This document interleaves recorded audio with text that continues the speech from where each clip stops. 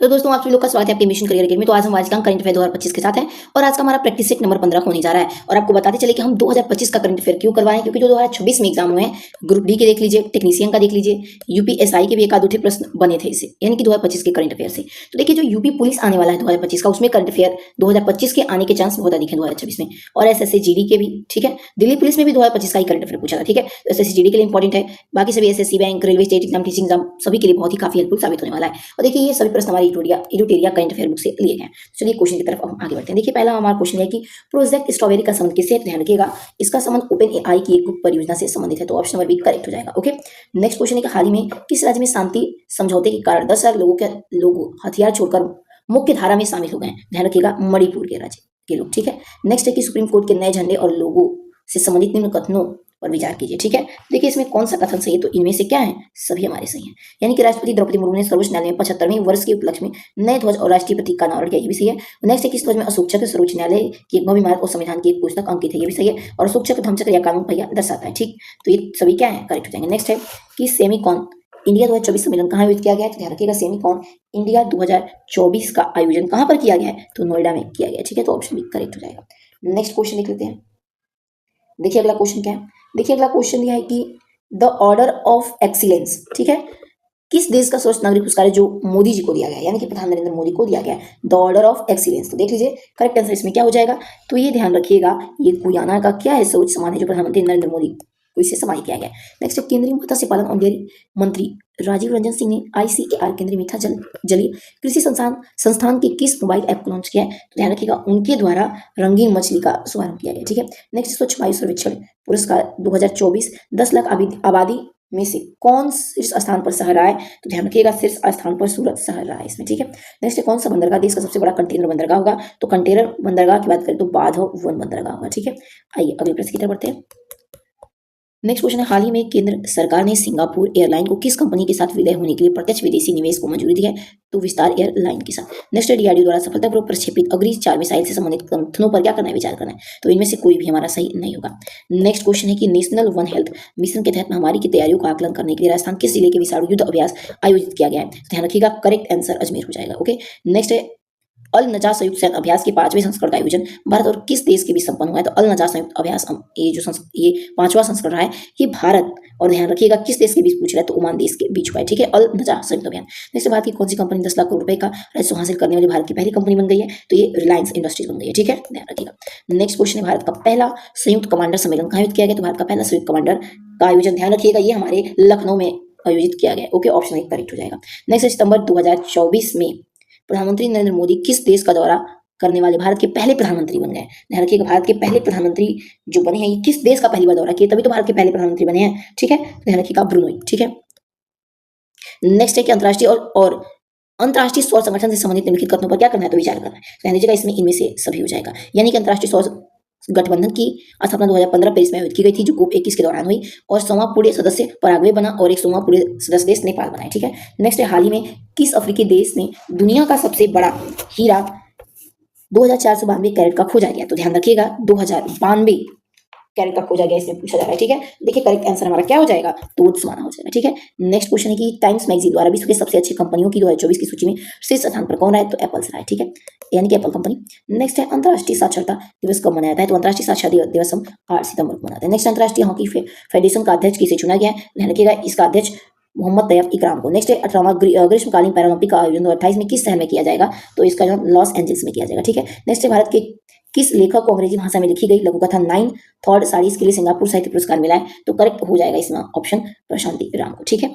Next question देखते हैं। अगला क्वेश्चन है कि शहरी शासन सूचकांक 2024 में किस राज्य को शीर्ष स्थान प्राप्त हुआ है? ध्यान दीजिएगा इसमें शीर्ष स्थान किस राज्य को शहरी शासन में प्राप्त हुआ? तो केरल राज्य को। अगला किस राज्य ने नीलगाय और जंगली सूरों को आतंक से निजात पाने के लिए उन्हें मारने की अनुमति देने का फैसला किया? तो किस राज्य में कहा गया? तो बिहार राज्य में अनुमति दिया गया। नेक्स्ट कौन सा देश सूखे के बाद तीन भूखमरी का सामना कर रहे समुदाय को भोजन उपलब्ध कराने के लिए 200 हाथियों को मारने की योजना बना रहा है? तो ध्यान रखिएगा 200 हाथियों मारने के लिए थाईलैंड बना रहा है। नेक्स्ट हाल ही में किस देश ने पेजर हमला हुआ जिसमें 9 लोग मारे गए तथा 3000 लोग घायल हो गए? पेजर हमला कहाँ का है? तो ध्यान रखिएगा इराक का है पेजर हमला, ठीक है। नेक्स्ट भारत के परम रुद्र सुपर कंप्यूटर की तैनाती किस शहरों में नहीं की जाएगी? तो हैदराबाद में नहीं की जाएगी, बाकी पूरे कोलकाता दिल्ली में परम रुद्र सुपर कंप्यूटर की तैनाती क्या किया जाएगा, ठीक है, बस हैदराबाद में नहीं, ठीक है। पुणे कोलकाता और दिल्ली तीनों में क्या किया जाएगा, शामिल किया जाएगा इस आयोजन, ठीक, इस हमले को, ठीक है। अगला क्वेश्चन देखिए, अगला है कि छठा क्वाड शिखर सम्मेलन का आयोजन अमेरिका के किस शहर में हुआ है? तो छठा क्वाड का सम्मेलन अमेरिका के डेलावेयर में किया गया। ठीक है, ध्यान रखिएगा। अगला एशिया पावर इंडेक्स में तीसरा सबसे सर्वशक्तिशाली देश कौन बन गया है? तो हमारा भारत कंट्री बन चुका है। अगला चंद्रयान 4 मिशन निम्नलिखित कथनों पर कौन सा कथन सही है? तो इनमें से सभी कथन क्या है? सही है। नेक्स्ट, चंद्रयान 4 मिशन का उद्देश्य चंद्रमा पर सफल लैंडिंग, वहां ड्रिलिंग करके मिट्टी का नमूना लेना और वापस पृथ्वी पर लौटना है, तो ये भी सही है। और इसरो ने चंद्रयान 4 के विकास लॉन्च 2027 तक पूरा करने का लक्ष्य रखा है, ये भी सही है।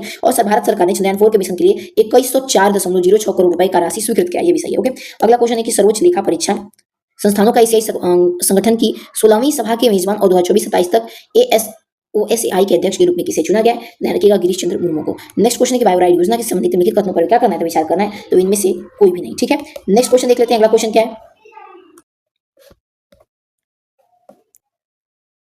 चलिए नेक्स्ट क्वेश्चन देखते हैं। अगला क्वेश्चन है कि वैश्विक साइबर सुरक्षा सूचकांक 2024 से संबंधित निम्नलिखित कथनों पर क्या करना है? तो विचार करना है। देखिए, इनमें से कोई भी नहीं होगा। ठीक है, नेक्स्ट क्वेश्चन है, हाल में ऑस्ट्रेलिया की किस यूनिवर्सिटी में ने दिल्ली में अपना पहला ग्लोबल सेंटर खोला है? ये भी बहुत इंपॉर्टेंट है, तो मेलबर्न यूनिवर्सिटी। ठीक है, ऑप्शन नंबर सी करेक्ट हो जाएगा। नेक्स्ट क्वेश्चन है, तेजस लड़ाकू विमान को उड़ाने वाली पहली महिला पायलट कौन बनी है? तो ध्यान रखिएगा, तेजस जो लड़ाकू विमान है ये सुर्खियों में रहा है अपने समय में, तो इसको उड़ाने वाली महिला पायलट कौन बनी है? तो भावना कंठ जी बनी है। ध्यान रखिएगा, भावना कंठ जी नहीं, मोहना सिंह बनी है। ऑप्शन 1 करेक्ट हो जाएगा। नेक्स्ट है, केंद्र सरकार ने पतन पोत परिवहन जलमार्ग मंत्रालय द्वारा पेरिस पैरालंपिक पदक विजेता को अपना ब्रांड एम्बेसडर बनाया, यानी कि किस विजेता को अपना ब्रांड एम्बेसडर बनाया गया है? ध्यान रखिएगा, ये पोत परिवहन जलमार्ग के द्वारा, तो ध्यान रखिएगा ये पेरिस पदक ओलंपिक मतलब विजेता रह चुके हैं। ये क्वेश्चन साफ साफ कह रहा है, तो मनु भाकर को इन्होंने अपना ब्रांड एम्बेसडर के रूप में नियुक्त किया है। नेक्स्ट क्वेश्चन है, केंद्रीय मंत्रालय ने एक नया राष्ट्र नया चुनाव विषय पर किनकी अध्यक्षता वाली उच्च स्तरीय समिति की रिपोर्ट को मंजूरी दे दी है? तो करेक्ट आंसर हो जाएगा डी रामनाथ कोविंद। नेक्स्ट है, दुनिया के सबसे ऊंचे 140 फीट ऊंचे बांस टावर का उद्घाटन कहां किया गया? तो ध्यान रखिएगा, छत्तीसगढ़ के बेमेतरा में। ठीक है, नेक्स्ट क्वेश्चन है, किस राज्य के मुख्यमंत्री द्वारा उच्च शिक्षा में छात्रों को सहायता देने के लिए एक नई योजना CM सेट्स की शुरुआत की गई है? ध्यान रखिएगा, option number correct answer C हो जाएगा, यानी कि त्रिपुरा।